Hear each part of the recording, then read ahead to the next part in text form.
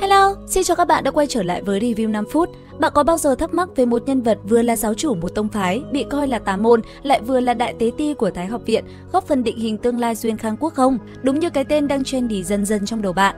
Hôm nay, chúng ta sẽ cùng bóc phốt, cùng khám phá cuộc đời sóng gió của thiếu niên tổ sư Thiên Ma Giáo. Làm sao một lão già gần 800 tuổi nhưng lại sở hữu vẻ ngoài hách tuổi như nam thần thanh xuân? Vì sao ông từ chối ngôi vị giáo chủ đầy quyền lực nhưng lại hết lòng vì dân? Và bí ẩn đằng sau mối quan hệ nửa bạn nửa thầy với vị quốc sư quyền lực nhất Duyên Khang là gì? Tất cả sẽ được bật mí ngay sau đây.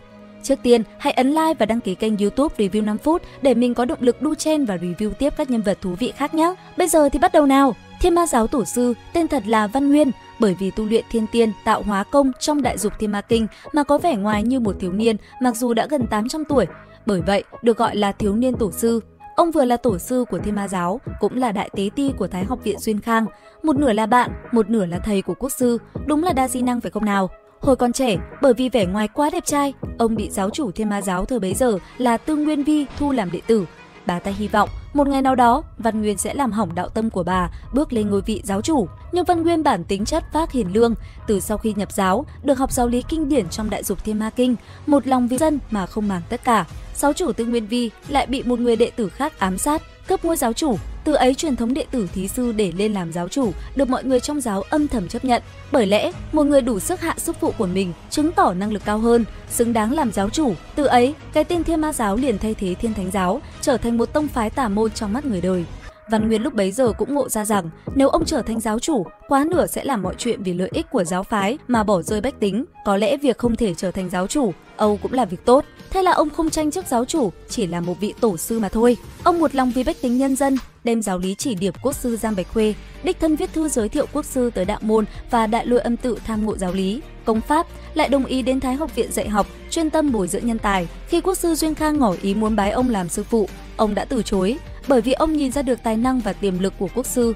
Để quốc sư bái mình làm sư phụ chỉ làm quốc sư bị ảnh hưởng mà thôi. Thế là ông một nửa là bạn, một nửa là thầy, thường cho quốc sư những lời khuyên hữu ích khi gặp bế tắc, cho những lời khen khi quốc sư làm đúng, chỉ ra sai lầm khi quốc sư làm sai, là kim chỉ nam cho quốc sư trên con đường cải cách. Thời trẻ, tổ sư Văn Nguyên cũng là một người hào hoa phong nhã lắm đấy nhá. Ông từng du lịch Tây Thổ, tham gia tục tẩu hôn và có một người con trai tên là Ngật Kha. Cứ vài năm ông lại đến thăm, chỉ bảo tận tình con trai tu luyện. Sau này, Ngật Kha cũng là hổ báo một phương ở Tây Thổ, quả là cha nào con ấy. Lúc đi qua Đại Khư, ông nhặt được một con thú nhỏ là Long Kỳ Lân, liền đặt tên là Long Phi, đem về làm thú giữ cửa. Sau này, nó bám đuôi Tần Mục, chuyên gia lừa ăn gạt uống, nhưng cũng trở thành đạo hữu của Tần phá hoại, không hổ là cạ cứng của con báo Tần Mục. Long Kỳ Lân phải lầy lội thế này mới hợp phải không nào? Năm đó, Tư Ấu U được bổ nhiệm làm thánh nữ của Thiên Ma Giáo. Giáo chúng muốn tổ sư thu nàng làm đệ tử, nhưng tổ sư Văn Nguyên biết Tư Ấu U là tuyệt thế mỹ nhân, sẽ làm khuynh đảo thiên hạ, sợ rằng chính mình cũng kìm lòng không được, liền từ chối, để giáo chủ lúc bấy giờ là Lệ Thiên Hành nhận nàng làm đệ tử. Không ngoài dự liệu, Tư Ấu U lớn lên cực kỳ mê người. Vì rủa ấy khiến cho Lệ Thiên Hành mê loạn, phế đi phu nhân, đi ngược đạo lý, ép cưới Tư Ấu U. Vậy là Tư Ấu U trong đêm tân hôn ra tay sát hại Lệ Thiên Hành, trộm đi đại dục Thiên Ma Kinh rồi trốn vào Đại Khư. Tổ sư cùng giáo chúng tìm kiếm suốt 40 năm mới tìm được. Lúc bấy giờ, tổ sư muốn Tư Ấu U trở về làm giáo chủ thống lĩnh Thiên Ma Giáo, nhưng bà sợ mình không khống chế nổi tâm ma, liền đẩy kèo giới thiệu Tần Mục cho tổ sư. Tần Mục thông qua thử thách của đường chủ 360 đường, được tôn làm thiếu giáo chủ. Đợi khi hắn tới Thái học viện, tổ sư tiếp tục chỉ điểm. Vậy là Tần Mục chính thức lên làm giáo chủ. Dưới sự lãnh đạo của Tần Mục, Thiên Ma Giáo phát triển hơn, giáo chúng đồng lòng, tổ sư mãn nguyện. Biết mình còn 2 năm dương thọ, liền từ chức đại tế ti, giao lại Thiên Ma Giáo cho Tần Mục, đưa theo thư đồng du sơn ngoạn thủy.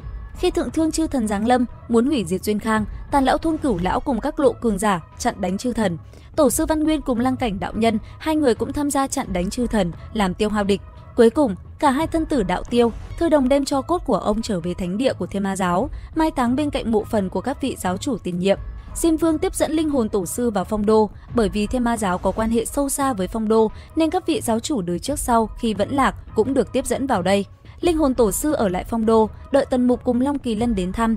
Tại đây, Tần Mục đánh cho các vị giáo chủ tiền nhiệm một trận, trách bọn họ quá tham danh lợi, bỏ quên giáo lý, khiến cho thánh giáo bị gọi thành ma giáo.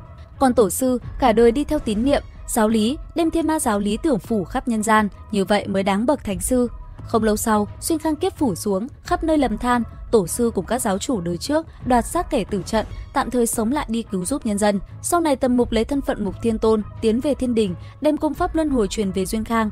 Tổ sư có được cơ hội luân hồi tái sinh, bởi vì Tần Mục rời đi, Thiên Ma giáo lại không người quản lý. Tư bà tìm được kiếp sau của tổ sư, liền hết lòng bồi dưỡng, tôn ông làm thiếu giáo chủ. Tần Mục khi ấy liền trở thành lão giáo chủ. Thời gian trôi qua, Văn Nguyên cũng trở thành giáo chủ chính thức của Thiên Ma giáo. Tư bà thì lên đời trở thành tổ sư. Dưới sự lãnh đạo của ông, Thiên Ma giáo phát triển cực thịnh, trở thành truyền thuyết thánh địa trong nhân gian. Một cái kết viên mãn và đầy happy ending đúng không các bạn? Và đó là tất cả về Thiên Ma giáo tổ sư Văn Nguyên, một nhân vật đầy mâu thuẫn nhưng cũng vô cùng vĩ đại. Hy vọng những chia sẻ vừa rồi đã giúp các bạn hiểu rõ hơn về vị tổ sư trẻ mãi không già này. Nếu thấy video này thú vị và muốn khám phá thêm nhiều nhân vật, câu chuyện độc đáo khác, đừng quên ấn nút đăng ký kênh YouTube Review 5 phút và bật chuông thông báo để không bỏ lỡ bất kỳ video mới nào nhé. Hẹn gặp lại các bạn trong những clip tiếp theo.